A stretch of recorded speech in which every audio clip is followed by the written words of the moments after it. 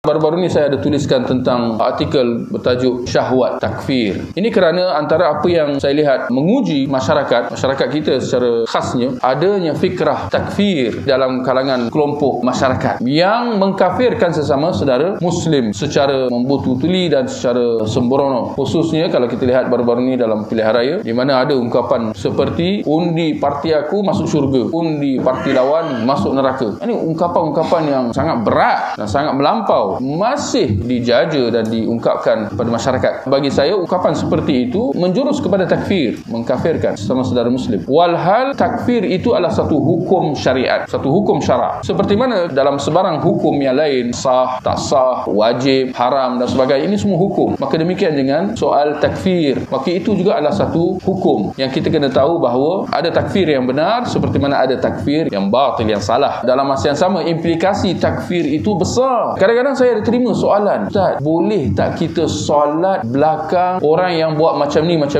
Hal-hal yang berat, yang bertentangan dengan syarak. Sedangkan soalan seperti itu, dia berbaur takfir. Maksudnya, kenapa engkau tak nak solat di belakangnya? Hanya ada satu jawapan je, kerana aku melihat dia bukan lagi Muslim. Kerana itu je syarat dia. Kalau kita tak nak solat di belakang seseorang, kita datang ke satu masjid, lalu kita buat keputusan, saya tak nak solat di masjid ni. Hanya ada satu je alasan yang kredibel, yang boleh diterima, iaitu engkau menganggap bahawa imam itu tak sah salatnya kerana dia terkeluar daripada Islam, dan kerana itu engkau tak nak solat di belakangnya. Tidak ada alasan yang lain yang kita boleh fikirkan dalam hal ini yang kredibel, yang boleh diterima oleh syarak. Kita bukan nak nafikan ada murtad. Bahkan murtad itu ada, benda tu memang ada, boleh berlaku. Banyak sahaja kes-kes murtad di mana orang itu terkeluar daripada Islam. Jadi antara kesannya, yang pertama, kita tak boleh nak bagi salam kat dia. Betul? Jawab salam itu satu perkara lain, tapi nak memberi salam khas bagi orang Islam. Status perkahwinan dia dengan pasangan dia akan terbatal apabila salah seorang pasangan itu murtad. Maka perlu dipisahkan antara suami isteri itu. Seorang bapa itu kalau dia sudah murtad, maka dia tidak boleh jadi wali menikahkan anaknya. Kalau dia meninggal dunia, jenazahnya tidak akan diuruskan seperti jenazah orang Islam. Kalau orang tu sudah benar-benar terkeluar daripada Islam, ini kalau benar-benar terkeluar, maka tidak wajib untuk dimandikan, dikafankan, sekalipun dia tetap dikebumikan, tetapi tidak akan dikebumikan di perkuburan orang Islam. Syariat menetapkan bahawa perlu dibezakan antara perkuburan orang Islam dengan perkuburan orang bukan Islam. Maka dia tidak lagi boleh didoakan selepas dia dah mati dalam keadaan murtad. Kita tak boleh nak mendoakan, ya Allah rahmatilah dia, ya Allah ampunilah dia. Tak boleh. Kalau memang benar dia sudah murtad, dan harta pusaka dia tidak boleh diwarisi oleh ahli keluarga yang Islam. Jadi nampak tak implikasi takfir itu sangat besar dan sangat berat, menunjukkan bahawa soal takfir ini adalah perkara yang serius yang perlu kita berhati-hati. Ada garis panduan dalam nak menjatuhkan hukum kafir ke atas seseorang individu. Tak boleh secara membuta tuli, secara andaian. Tak boleh. Aku rasa dia kafir lah. Mana boleh kata macam tu? Tak, perlu dengan bukti. Seperti mana tak boleh nak jatuh hukum kafir itu secara pukal. Dia orang ni semua dah kafir dah ni.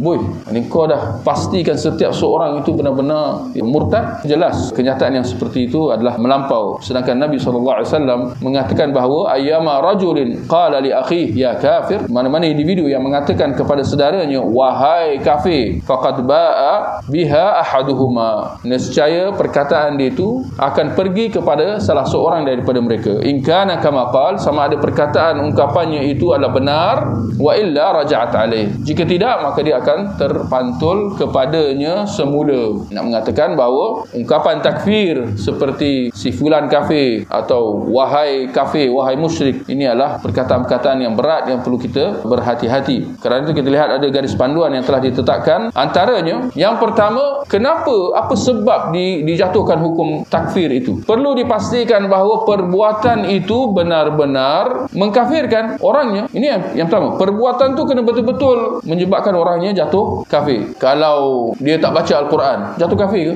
Mana pula jatuh kafir? Contoh, kalau dia tak undi parti sekian-sekian, boleh ke kata jatuh kafir? Mana boleh kata macam tu? Sedangkan ini semua paling kurangnya adalah ijtihad. Perlu dipastikan perbuatan itu benar-benar kufur. Yang kedua, perlu dipastikan bahawa pelaku kekufuran itu sudah lengkap syarat-syarat dan tidak ada sebarang halangan-halangan untuk dijatuhkan hukuman takfir itu ke atas individu yang berkenaan. Dipastikan syarat-syarat semua sudah lengkap. Apakah syarat-syarat itu? Yang pertama, hendaklah orang itu tahu kesalahan perbuatannya itu. itu, bukan jahil. Seperti mana contohnya perbuatan tawaf keliling kubur misalnya. Ini adalah perbuatan kufur yang jelas. Perbuatan itu kufur. Tetapi tak boleh kita nak buat satu kesimpulan mudah, siapa yang tawaf keliling kubur jatuh kafir. Yani individu berkenaan itu, si fulan jatuh kafir. Melainkan setelah kita pastikan individu berkenaan benar-benar tahu bahawa perbuatan itu salah. Ketika mana kita ada contoh sebahagian sahabat Nabi dalam satu peristiwa, mereka minta daripada Nabi SAW, ij'al lana dhata anwar, wahai Rasulullah, pilihlah untuk kami pokok bertuah, untuk kami sangkut pedang-pedang kami. Sedangkan kepercayaan macam tu adalah satu kekufuran. Tetapi ternyata Nabi tidak mengkafirkan mereka, memberi keuzuran kepada mereka kerana mereka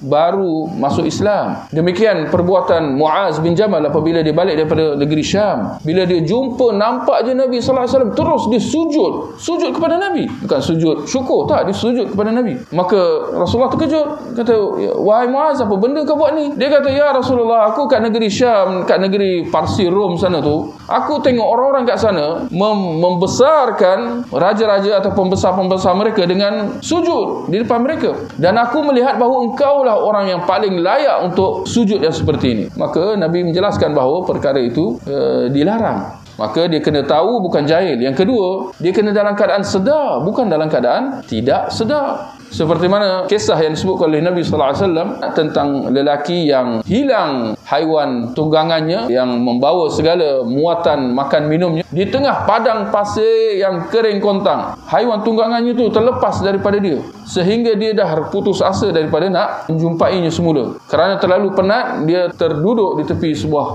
pokok di tengah padang pasir yang kering kontang yang tak ada sesiapa, dan terlelap. Tak semena-mena selepas tu dia terjaga dan mendapati bahawa haiwan tunggangannya tu ada kat depan dia, tercegat dengan semua kelengkapan makan minum masih ada di atas belakangnya. Maka kerana terlalu gembira, dia kata, ya Allah, anta abdi wa ana rabbuk. Ya Allah, engkau hamba aku Tuhanmu. Kata Nabi SAW dalam hadis yang sama, akhta'a min syiddatil farah. Dia tersilap, dia tersasul, dia nak kata, ya Allah, engkau Tuhanku, aku hambamu, tapi dia terbalik min syiddatil farah, kerana terlalu gembira. Maka ucapannya itu jelas kufur atau tidak? Kufur apa tidaknya? Tetapi dia jatuh kafir tak? Tidak, kerana dia dalam keadaan tidak sedar. Kemudian syarat yang ketiga, jangan dia dipaksa dalam keadaan terpaksa melakukan benda syirik. Seperti kalau dia dipaksa supaya tunduk kepada berhala dan sebagainya dengan ancaman bunuh, maka perbuatan macam tu dimaafkan. Allah kata dalam Quran, illa man ukriha wa qalbuhu mutmainnun bil iman, kecuali mereka yang dipaksa untuk buat benda-benda syirik atau kufur tetapi dalam keadaan hatinya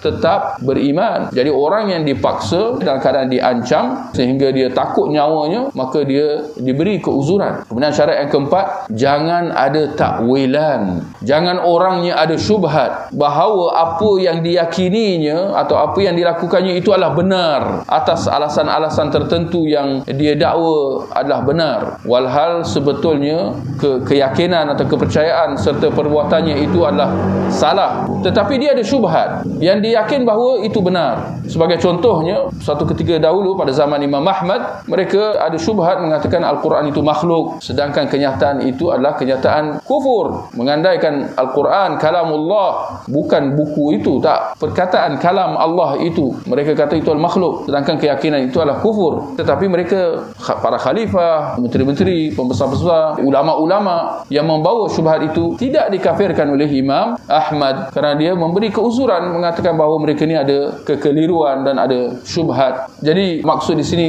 perkara soal takfir, nak mengkafirkan sesama saudara muslim ini adalah suatu benda yang serius, tak boleh nak diambil mudah, dan dalam masa yang sama ada garis panduan serta syarat-syarat yang telah kita sebutkan tadi secara sepintas lalu.